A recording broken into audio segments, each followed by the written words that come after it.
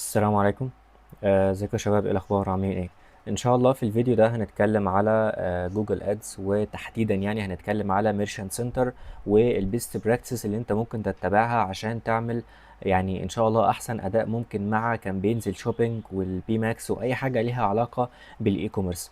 مع العلم كده كده قريب باذن الله هندخل في كل البلاتفورمز، ولكن دلوقتي قلت ايه اغطي جوجل ادز. بالاخص ان جوجل ادز فيه اكتر من تريكايه مهمه جدا جدا هنتكلم عليهم. زي ما انتم شايفين دلوقتي النتائج، مثلا احنا صرفنا 16,000 ريال في الفترة دي ومبيعات ب 299,000 ريال.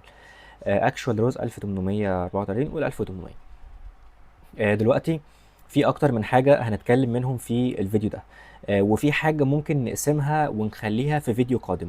الحاجة دي الا وهي ان انت ازاي تقسم ميرشنت سنتر بتاعك على شكل كاستم ليبلز عشان تعرف تسحب منتجات معينة تطلع بيها كامبينز مخصصة، بدل ما انت بتشتغل بطريقة الاول برودكتس، لان هي غلط جدا. فانا ممكن اخليها في الفيديو ده، ولو حسيت ان الفيديو ده هيطول مني هفصله وهعمل فيديو تاني بالطريقة التانية ان شاء الله. وهحاول ان انا قدر المستطاع ما اسيبش فرق كبير ما بينهم لو نزلت كل واحده في فيديو. فخلينا نبدا على طول دلوقتي في انشاء الكامبين. اول حاجه، انت لما بتروح على الجولز لازم تتاكد ان انت عامل الكونفرجن بتاع البرشيز او المبيعات يعني، ومتاكد ان انت بيسمع معاك الكونفرجن فاليو عشان تعرف تشغل الاكشوال روز اللي هو موجود هنا. تمام، دي بس ملحوظه في غايه الاهميه تخلي بالك منها. بالنسبه للاليه، فانا كنت منزل فيديو على اليوتيوب قبل كده بتكلم فيه على ازاي تعمل الكونفرجن اكشن بالنسبه للواتساب، ولكن انا ان شاء الله قريب جدا هنزل فيديو ازاي ان انت من خلال جوجل تاج مانجر تخلي القيمه تسمع معاك في الحساب، وازاي تتعامل لو انت موقع فروم سكراتش يعني او برمجه خاصه، وازاي تتعامل لو انت ووردبريس. لان لو انت ووردبريس او سله او زد او شوبيفاي الحاجات دي سهله جدا تعمل الموضوع ده، بس انت لو برمجه خاصه لازم تعملها بشكل يدوي. فان شاء الله برضو هعمل لكم فيديو عشانها. خلينا نبدا سريعا. اول حاجه هتروح على كرييت وتعمل كرييت كامبين عادي جدا زي ما انت متعود. تمام، بعد كده اعمل كريت كامبين وزود جايد لاين. تمام. وبعد كده احنا محتاجين حاجه دلوقتي، طالما انت بتشتغل اي كوميرس فانت عندك حاجتين تعملهم. رقم واحد، قدر المستطاع يفضل وانت شغال اي كوميرس تكون عندك كامبين سيرش عشان تعرف تريتارجت الناس اللي بيجوا لك على كلمات معينه بيدوروا بمنتجاتك. دي نقطه رقم واحد. نقطه رقم اتنين، هتحتاج البي ماكس وهتحتاج الشوبينج في بعض الحالات، البي ماكس وفي بعض الحالات الشوبينج، ولكن على الاغلب هتلاقي دايما ان البي ماكس بتفي معاك بالغرض واكتر كمان بزياده من تجارب كتير. حتى ان انت لما تيجي تختار كامبين شوبينج هتلاحظ ان جوجل من الاساس بتقول لك طب ايه، طب جرب ان انت تعملها بي ماكس. يعني شوف كده، ظهر لك الاقتراح اهو. تمام. فدلوقتي انت قدر المستطاع تحاول انك تشتغل بي ماكس، ولكن الشوبينج عادي برضو لو انت حبيت تشتغلها، بس احنا في حالتنا دي هنشتغل بي ماكس. بالنسبه للي بيسال على كامبين السيرش، انا برضو منزل فيديو على اليوتيوب ازاي تعمل كامبين سيرش بالبيست براكتس بتاعتها. تمام. بعد كده هتختار اكونت ميرشنت سنتر اللي انت عاوز تعلن عنه. تمام، وبعد كده هتعمل كونتينيو. بعد كده هتسمي الكامبين اي اسم. تمام، وبعد كده هتعمل كونتينيو. وزي ما بقول دايما قدر المستطاع يفضل ان انت تسمي الكامبين بكل المعطيات اللي انت عملتها في الكامبين عشان ما تنساهاش، بالاخص لو انت بتعمل كميه كبيره من الكامبينز دي. بس ملحوظه في غايه الاهميه.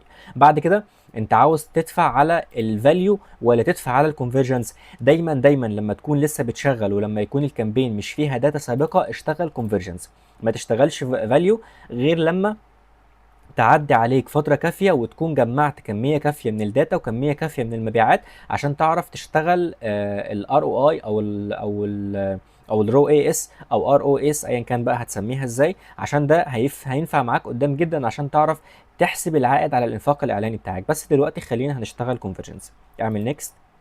تمام، بعد كده هتختار الدوله اللي انت عاوز تشتغلها. بما ان البروجكت ده في السعوديه هنختار السعوديه. بعد كده هنعمل ارابيك هنا. تمام، بعد كده هنقول نو ملوش علاقه خالص بايو. بعد كده نيكست. بعد كده سكيب للكلام ده. دلوقتي هنا احنا جينا للكلام اللي في غايه الاهميه. دلوقتي انا عاوزك تركز معايا في اللي احنا هنعمله دلوقتي. اول حاجه، دلوقتي انا هنا عندي ليستنج جروب. تمام، وعندي هنا اول برودكتس. تمام، دلوقتي انا لو دخلت على اول برودكتس دي وعملت يوز سيلكشن اوف برودكت هتلاحظ ان هو هنا جايب لي مجموعه. لو دخلت على دي وبعد كده نزلت على الكاستم ليبل وبعد كده دخلت على الكاستم ليبل زيرو هتلاقيه جاب لي بعض المنتجات او بعض الاقسام اللي انا كنت عاملها بنفسي. هو ده موضوع الفيديو الجاي باذن الله. يعني ده مشروع خاص بالاجهزه المنزليه وكده، تمام.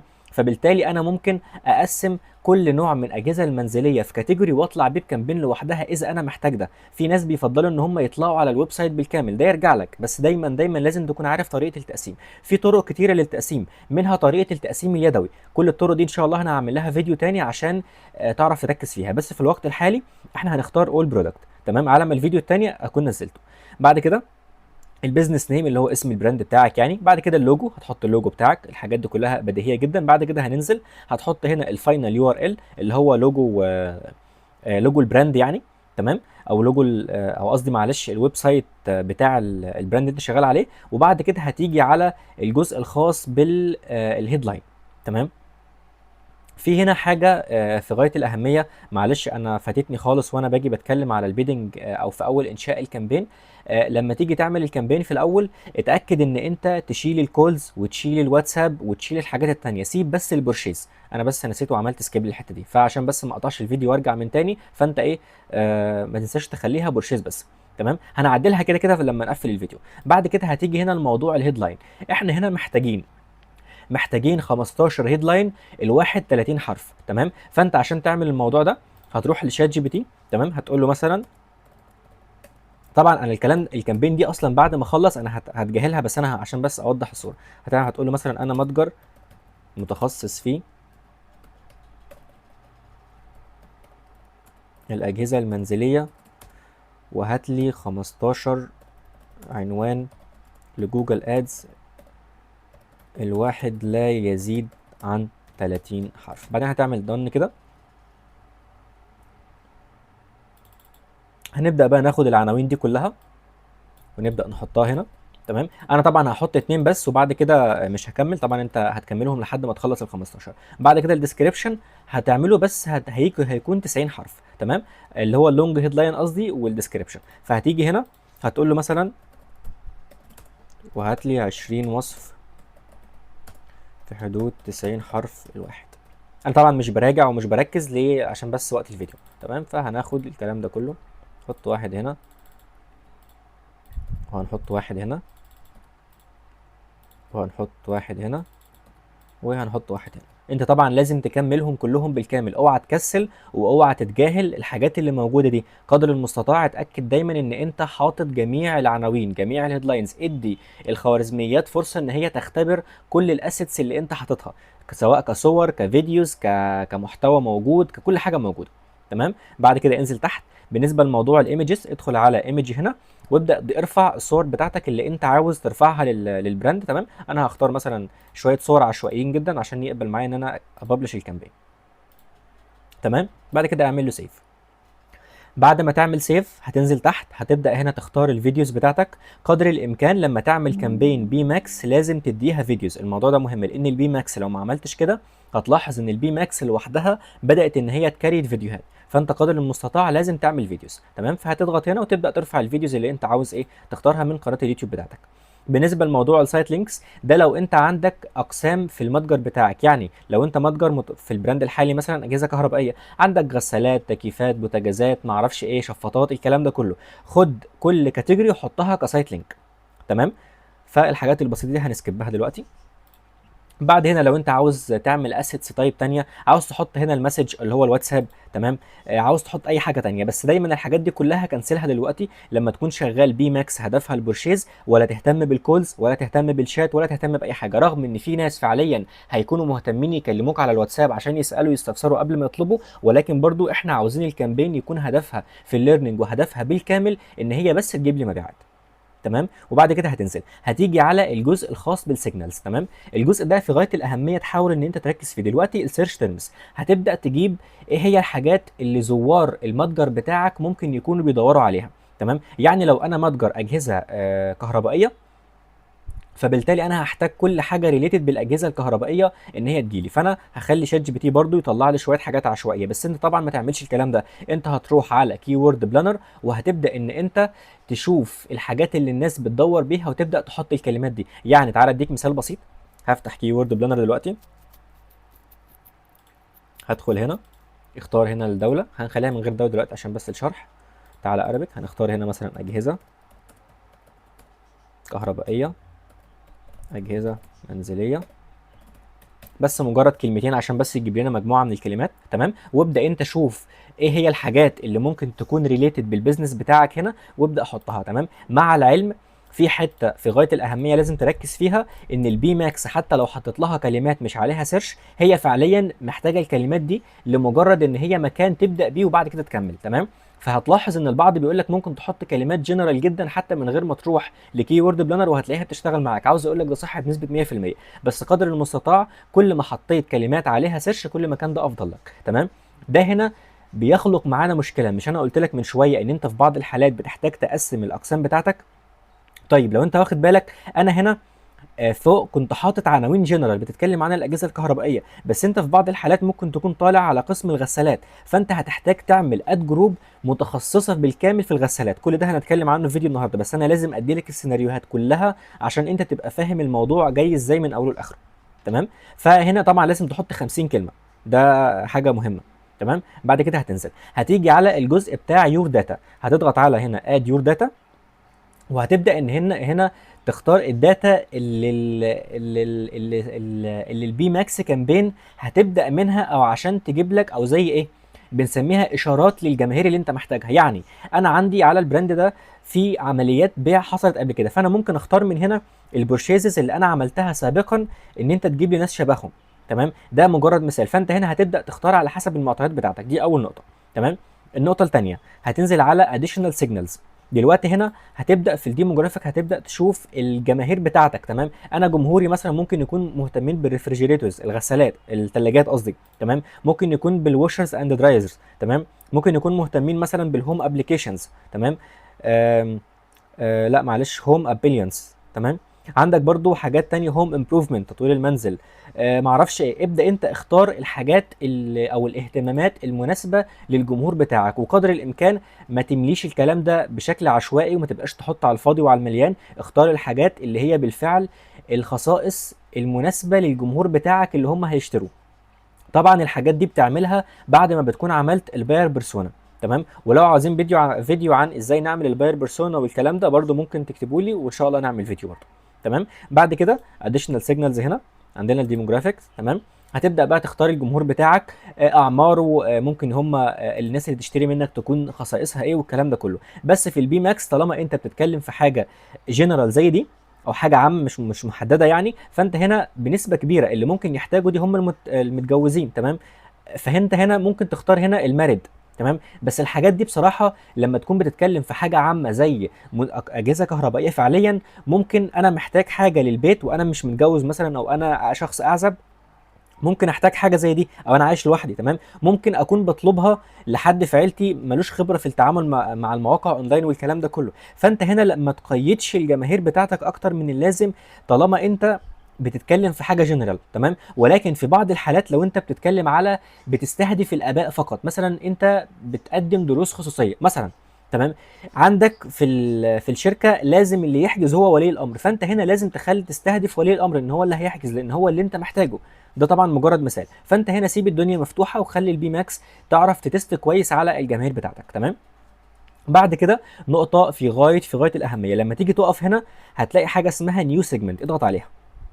تمام، اللي احنا هنعمله دلوقتي ان احنا هنبدا نضيف مواقع المنافسين بتوعنا كاشاره للبي ماكس عشان تجيب لنا ناس زيهم. تمام، على فكره هي دلوقتي ما ظهرتش لان انا للاسف لسه موقف الانتي فيروس، فانا هضطر اعمل ريفريش للصفحه وربنا يستر ان هو ما يخليناش نعبي البيانات السابقه بالكامل. فلو خلانا نعبيها هعيد تعبئتها دلوقتي سريعا ونرجع من تاني. هو انا مش عارف ليه مش بتفتح، بس خلينا نمشي الفيديو، غالبا هتجيلنا في اخر خطوه هتشتغل معانا لان هي بس غالبا معلقه عشان عملت ريفرش. تمام، بعد كده اعمل نيكست. كده كده هنتكلم عليها. بالنسبه لموضوع الميزانيه، حط انت الميزانيه اللي هتشتغل بيها، وقدر الامكان دي نصيحه من تجارب في براندات كتير جدا، لما تشغل بي ماكس في السعوديه بتقيسها على حسب معدل المنتجات بتاعتك. يعني مش منطقي اكون ببيع سلعه سعرها بيوصل ل 10000 ريال واروح حاطط ميزانيه في اليوم 50 ريال، لا ده مش منطقي. فانت بتقيسها كنسبه وتناسب بناء على المجال اللي انت بتشتغل فيه، تمام. ولكن قدر المستطاع كل ما بتدي البي ماكس ميزانيه كويسه كل ما بتعمل معاك اداء كويس، لان البي ماكس بتحتاج ميزانيه كبيره عشان تختبر جماهير كتير وعشان توصل لكم كبير من الناس. فاحنا هنسيب الميزانيه الريكومندد دي من غير ما نغير فيها لان دي مجرد كامبين للتست. بعد ما وصلنا للخطوه الاخيره هنا، هو بس بيطلب مني تاكيد هعمله.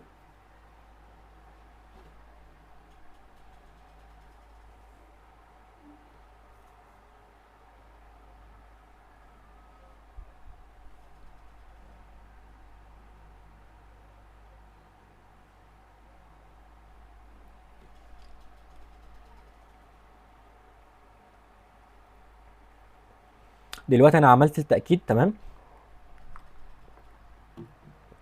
بعد هنا هتسمي النيو سيجمنت دي مثلا منافسين، انت سميها اي حاجه، تمام.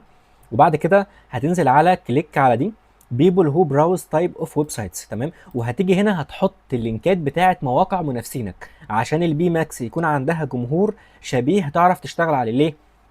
لان منافسينك دول كلهم شغالين كامبينز، منافسينك دول عندهم اعلانات هم مشغلينها، عندهم جماهير بيجوا لهم من السوشيال ميديا، فبالتالي جماهير مهتمه، فبالتالي لما انت بتحط للبي ماكس من المنافسين بتوعك فانت بتساعد البي ماكس ان هي تجيب ناس قريبين من مواقع معينه هم بيتصفحوها بما في ذلك المنافسين بتوعك. فانت هتيجي هنا تحط المنافسين، تمام. وبعد كده هتعمل سيف على السمري واعمل ببلش كامبين. بس انا مش هعمل ببلش دلوقتي لان الكامبين زي ما قلت مجرد بس للتست، انا هقفلها دلوقتي وهلغيها.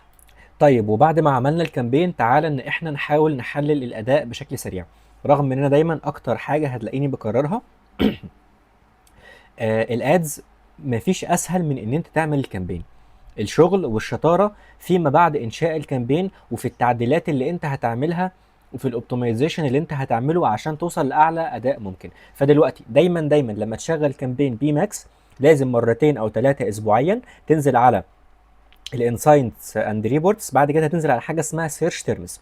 بعد ما تكليك عليها هتلاقيه بيفتح لك جميع الكلمات المفتاحيه اللي الناس بتدور بيها واللي انت ظهرت بيها في البي ماكس. انت طبعا هتدخل على الكامبينز من هنا وهتحدد انواع الكامبينز. كامبين السيرش بتجيب لك من بره الناس دورت عليك بايه، ولكن البي ماكس مش بتظهر لك من بره. البي ماكس لازم تيجي في السيرش تيرمز هنا وتبدا ان انت تشوف الجماهير بتاعتك دورت بايه، وبعد كده هتبدا تنزل في الكلمات اللي ظاهره لك من هنا، تمام. وهتبدا ان انت تاخد الكلمات دي وتبدا تشوف ايه هي، هل هي كلمات ريليتد بالنسبه لك ولا لا.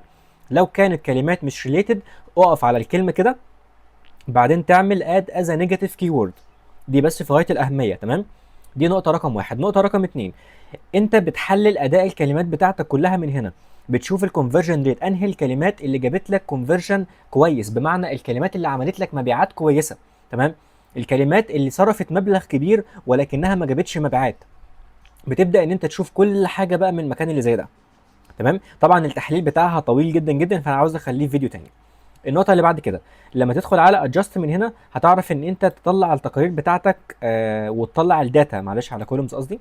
هتختار الكولومز اللي انت عاوز تخلي التحليلات بتاعتك بناء عليها، ومن ثم بناء على التحليلات دي هتبدا ان انت تشتغل. ومع المستقبل ومع مرور الوقت هتلاقي نفسك كل مقياس من دول بتلاقي له استخدام وبتحتاجه.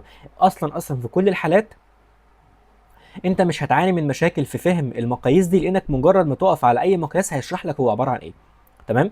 ده اول تحليل هنعمله. التحليل الثاني هتنزل على الاسيتس هنا على البرودكت معلش، وهتقف على حاجه اسمها برودكتس، تمام. هتلاقيه بيجيب لك جميع البرودكتس اللي ميرشنت سنتر اظهرها، لان انت لما بتكون عامل اول برودكت انت مش بتكون متحكم ايه اللي بيظهر وايه اللي مش بيظهر، انما هنا هتلاقيه جاب لك كل المنتجات اللي جات لك وايه هي المبيعات اللي عملتها وايه هي الكونفرجن ريت، نفس التحاليل السابقه بالظبط، المنتج كذا صرف كذا جاب كذا. فهتبدا تشوف المنتجات دي بالكامل. ممكن تلاحظ فعليا ان في منتجات ملهاش اي لازمه البي ماكس كامبين ركزت عليها وسابت لك باقي الموقع، تمام. فانت المنتجات دي تبدا تستثنيها بالتدريج، او تبدا ان انت تعمل تقسيمه بطريقه الكاستم ليبلز اللي انا هشرحها في الفيديو الجاي ان شاء الله، وتبدا ان انت تطلع بمنتجات بعينها عن منتجات تانية. الموضوع ده زي ما اكدت عليه في غايه الاهميه، ما ينفعش تبقى شغال اي كوميرس من غير ما تخلي بالك من الموضوع ده.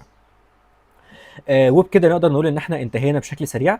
الجزء الخاص باداره الحملات الاعلانيه وما الى ذلك ده ان شاء الله انا عاوز اخليه له فيديو منفصل، سواء للسيرش او للبي ماكس او للبرودكت، ولكن حبيت انا اعدي على بعض التحليلات الاساسيه اللي انت هتحتاج تبص عليها، وبعد كده تعيش بقى انت في التحليلات دي وتبدا تطلع بياناتك وتبدا تشتغل عليها. والسلام عليكم.